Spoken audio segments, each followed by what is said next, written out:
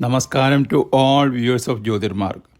Dear viewers, in our last rendering, we heard Drishtadimna introducing participants of the Swayamvara to his sister Draupadi. Now let's continue.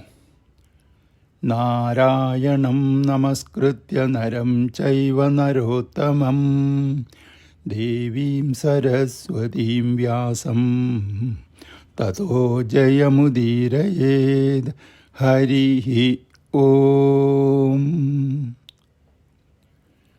That assembly of monarchs, kings and princes was beyond comparison.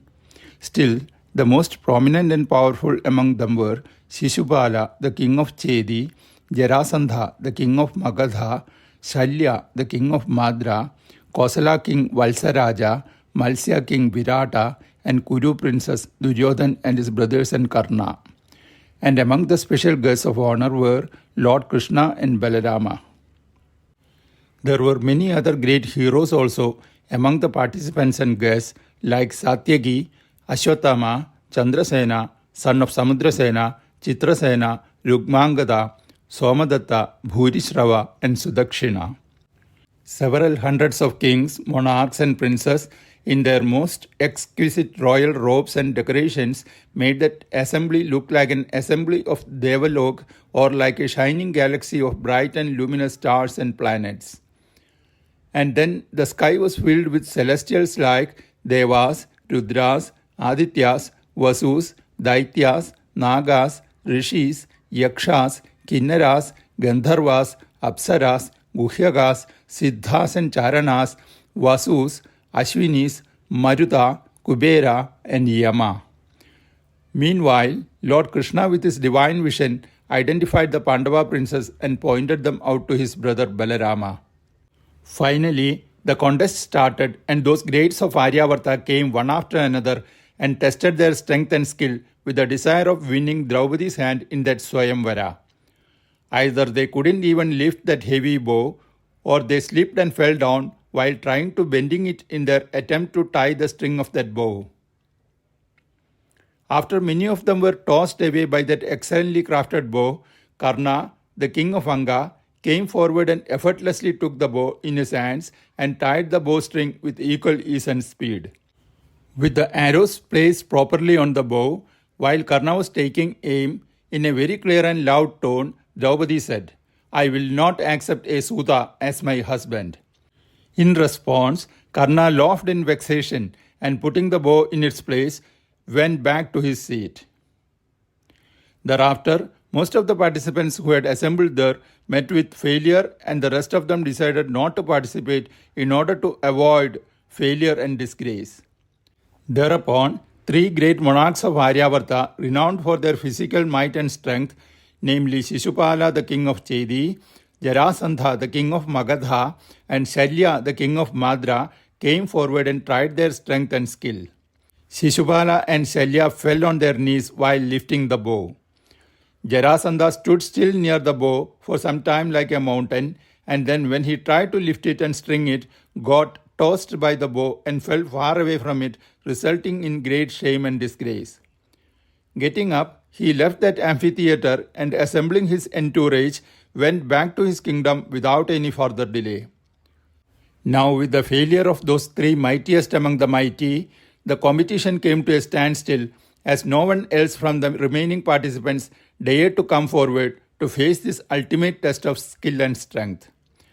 At this point of time, Arjun, dressed like a Snataka Brahmin and at the same time radiant and handsome like Devendra himself, got up from his seat and walked towards the center stage where the bow was kept. Tall and well-built, he walked forward with the confidence of a Himalayan lion. Arjun's intention to participate in that competition caused a commotion among other Brahmins.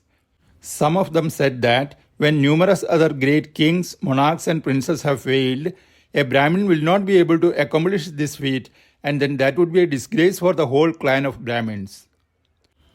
Others argued that his looks and confidence very well indicated that he is far superior to all others in his skill and competence.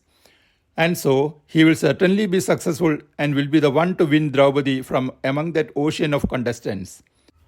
Many of those Brahmins chanted mantras and blessed that youth of celestial grace and also said that he and he alone will be the right and perfect match for Draupadi. That huge and enormous stadium witnessed that day's highlighted test of skill, and it was filled with the applause of Brahmins and the roar of ecstasy, thrill, and encouragement from the spectators. Meanwhile, with a calm and focused mindset, Arjun came near the bow and, standing there motionless for a moment, in his mind did pranam to that great weapon. Then Arjun walked around that bow and, bending his head forward with joined palms, did pranam to Lord Ishana, the giver of all boons. Thereafter, Arjun visualized Lord Krishna in his mind and then effortlessly picked up that bow and, in the split of a second, stringed it. With the same swiftness and speed, Arjun took the 5 arrows and, placing them properly on the bow, took aim, released them, and shot the target through the hole of the machine in the sky.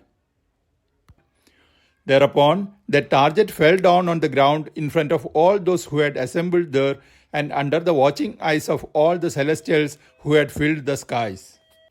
When Arjun accomplished that task in all its precision and perfection and with the speed of lightning, the applause and roar of ecstasy filled that amphitheatre like the roar of the 7 oceans all joined together. Thousands of musical instruments added flavor to that moment of success and achievement. All those devas in the skies celebrated Arjun's victory by showering blessings and by non-stop showering of celestial flowers of divine fragrance. King Draupadi's happiness was beyond all limits, and the very next moment he gave a secret command to his army to be ready in case of Kshatriya kings may not accept a Brahmin winning Draupadi where all of them had failed. Meanwhile, Draupadi walked towards Arjun with a most charismatic and contented smile of happiness with the garland in her hands. Approaching Arjun, she put that colorful and fragrant garland made of the best and auspicious flowers around Arjun's neck and then stood beside him, accepting him as her husband. Arjun then took her hand and stood there with Draupadi, receiving and accepting all good wishes and blessings from everyone. Lord Krishna, dressed in white robes, got up from his seat and came near the couple with fresh and beautiful flowers in his hands. Dear viewers, here ends this chapter of Rishi Vedavyasa's timeless epic Mahabharata. Harihi Om.